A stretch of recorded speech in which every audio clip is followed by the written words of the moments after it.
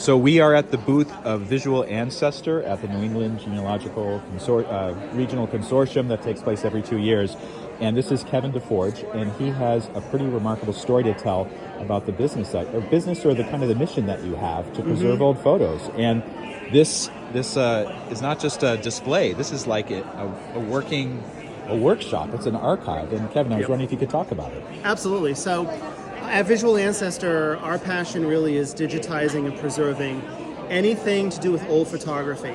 So old individual photographs, or even things like these albums here. These are from the Civil War era, and these were in the hands of an ordinary collector, so not a genealogist, not a historian, just people love to collect these things. So what's inside?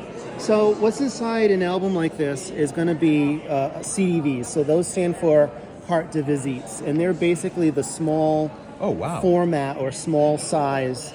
Not those are tintypes. These are CDVs here. And these were popular on paper at least from about 1865 to about 1885. Wow. And they're really the photograph that came after the tintype, once the negative process really became viable. So they were gathered into albums by town, or how did the photographs get in here? Well, these would be family albums. Okay. So these would belong to a family, and so they would collect photos of their grandparents, parents, aunts, uncles, cousins, neighbors, etc. The tragedy is that there's hundreds of thousands of these that just lie out there in collectors' hands, antique shops, and they're not really available and accessible to genealogists, family historians, and they're people's ancestors. Right. So what we want to do is digitize the content and assemble it all together so that people can search through it. Okay. So and this is actually this is where the action takes place with the digitization. This is a scanner, and how does it work? That's right. So this is a book scanner. So this will allow me to scan an album like this without damaging the binding too much. Okay. So I will take this, and it basically drapes over the edge here, and as you can see, the bed of the scanner comes right to the edge. Okay. And this book scanner has software that will automatically flip the orientation of the page, which way and the other way, depending on how I then move the book around. Right. And it will give me pages that look like this. So these are the actual scanned pages it will return. Okay. What I will then do is I will upload them to the library and label them with the number, the album number, and then I will take each photo out, and I will then scan high res each individual photo front and back. Oh. And I will put them back in the original order into the album, and I do it meticulously so I don't damage the album. Once I have all of that material digitized, I then link it all together, using data science, my labeling process. And once it's all assembled, it now is all part of something that's searchable. Okay.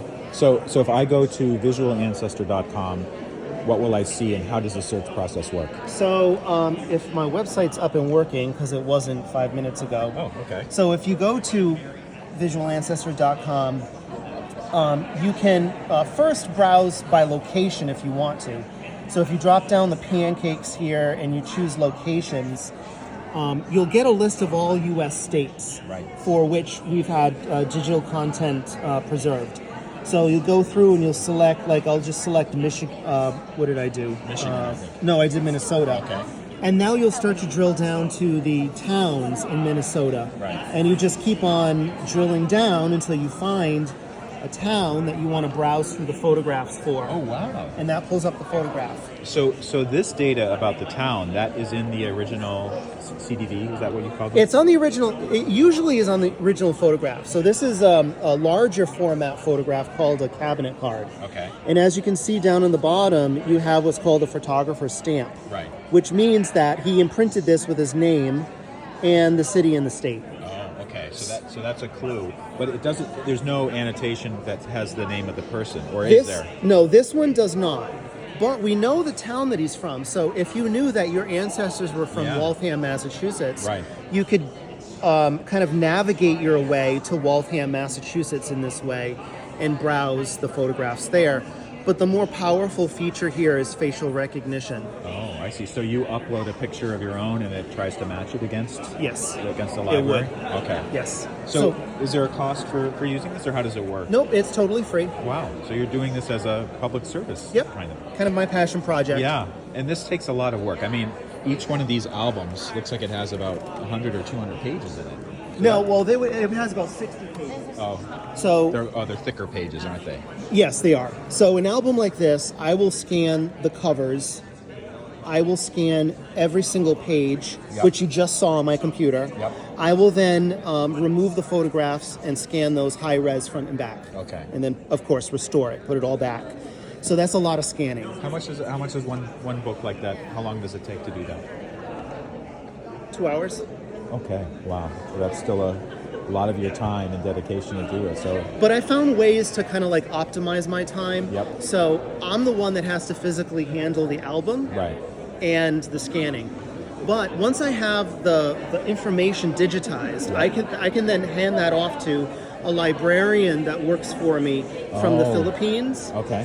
And so I contract with her, and she's a licensed librarian, and she knows our archiving process. So she'll do that work. Okay. And if I need any images worked on, I have a person in India that does that as well. Wow. Okay. So I've kind of like tried to contract out some of the more tedious aspects so that I can leverage my time in doing the handling of the antiquities, Right. but also the programming of the website, because Yeah. I had to program all that. Okay. So visualancestor.com, completely free to use. It Yes. sounds like a wonderful resource, and also thank you on behalf of like all the genealogists and family historians out there for doing something like this. It's You're very really, welcome. really important. Okay.